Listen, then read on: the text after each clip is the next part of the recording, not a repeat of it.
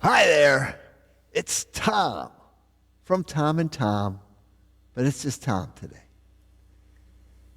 And I thought I would take this moment with my partner in crime, Tom Malash, missing in action, to talk a little bit about our book, Wildly Successful. And something that I see a lot is people calling out many of the things that we have written about in our book in lists of things you should do. Lists of things you should do tell you what to do, but they don't do a particularly good job of telling you how to do it. And this was the struggle that I've been having for quite a few years now, is that people write really interesting and informative business books. And people even read these business books, but their companies don't seem to change much. Why is it that so many great ideas are floating around out there, but so many companies fail to manifest those ideas in daily life? Now, the solution I came up with, and maybe it's not the only solution, and maybe it's not even the best solution, is to write a series of recipes. I thought to myself, when people are cooking, even if they don't know how to cook very well, if they understand the nomenclature of the kitchen, then they're able to read the recipe and just do what it says. They don't have to necessarily even understand why some of those ingredients and some of those preparation methodologies will produce a good outcome. They just trust that the person who wrote the cookbook knew what they were doing, tested the recipe, and that the outcome will be similar to what they got, hopefully good. And I thought to myself, well, this is exactly what businesses need, and especially small businesses, and especially fast growth startups, where founders are already overwhelmed with so many different things. And their priority has to be continuing the mission, vision, and values of the organization, as they should. And so how can we help them implement things that will help them scale the very feeling and vibe that got them to the point where they're ready to scale? I mean, scaling isn't something that happens because of failure. It happens because of success.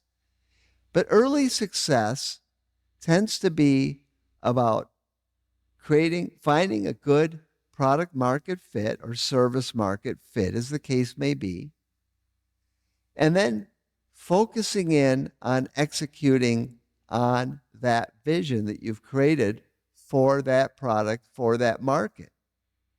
And those execution steps early on are very narrowly focused on the product or service and meeting the marketplace and getting some early sales to show that the product is valid in the marketplace. Once you've done that, now you're making a move from the proving stage of proving that you have something good that's viable to actually delivering at scale. And this is where a lot of great ideas stumble and fall. Because when you start to scale up, you're going to need a lot more complexity in the way you run the business. You're going to need more help. And even if you were to just not have any people and figure out how to automate the whole thing, the complexity is still there, and you still have to manage it. And the best way to do that, at least today, is to have people looking over those other aspects of the business and making good choices.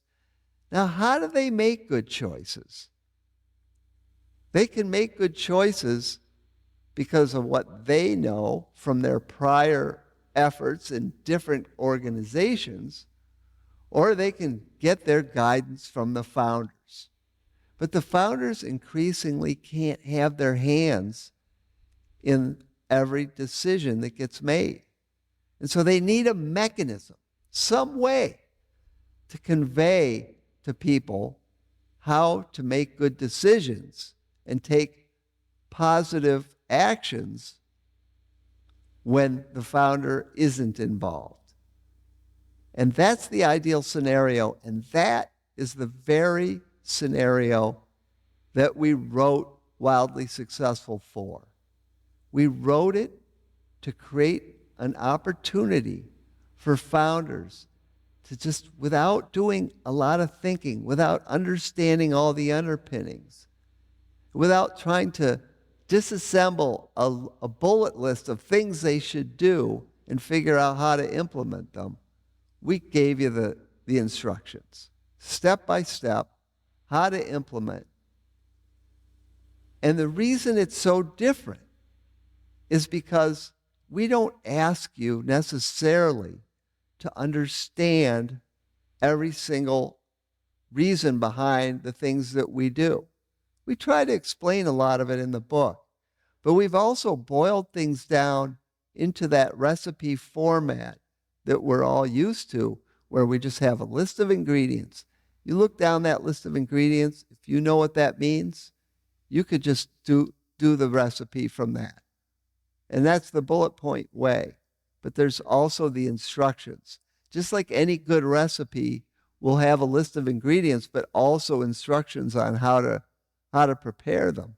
We have that in the book. So if you look at the list of ingredients and you go, aha, I know what this is, I know how to cook this one up already, fine, just go for it. But if you're not sure, you can read the instructions, and the instructions will give you some guidance on the specific details on how to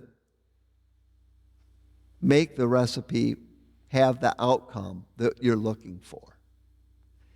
And the other thing is the methodology. Intentional culture is a system. And getting the system implemented is a process.